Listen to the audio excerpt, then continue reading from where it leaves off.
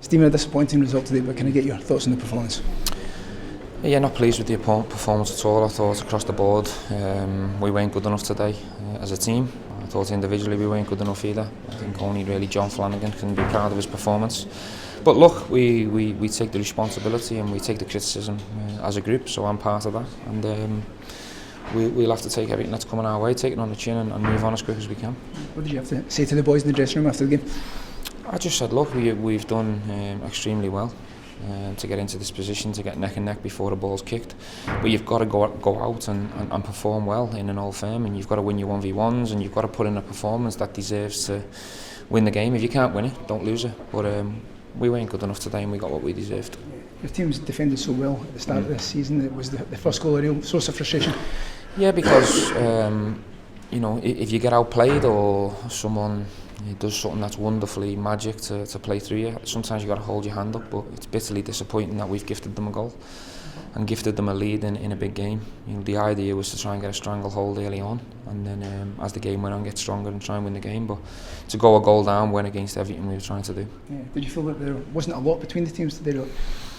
I don't think we've been outplayed or outclassed, but Celtic were very effective what they did. We couldn't handle their direct play at times. But the reality is, listen, if you want to beat a good team, you need more than one player at it. You made the changes in the second half. Did they have the impact you hoped for? I think they improved us a bit. I thought we huffed and puffed and we tried to get back in the game. I don't think it was a 2-0 game. Obviously you can see late on chasing it. But the job becomes a lot more harder if you give goals away, especially against good teams and good players.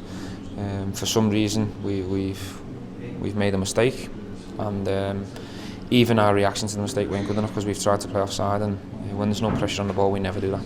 Can I get your thoughts on the red card at the end? It was a red card for sure, no complaints. I don't know what's going through Jordan's head there. You know, you don't get fans on your side by doing immature stuff like that. You do it by creating and scoring goals, and that's what we want from Jordan Jones, not tackles like that are way late. Yeah, the team that are going to the international break, and on reflection when you look back, it has been a very positive start to the season in Hull. Yeah, it has, but we will have to take some criticism that's going to come our way, and rightly so, but we'll stand up and be man enough to take that. When we analyse it properly, yeah, we're 4 points better off than we were last year. We're still in the League Cup, we've qualified for Europe, so there's a lot of positives, but right now it doesn't feel like it. Yeah. Are you expecting any movement in our rate tomorrow? Certainly out. We're trying to move people on so they can play football. In terms of incomings, I'd be surprised.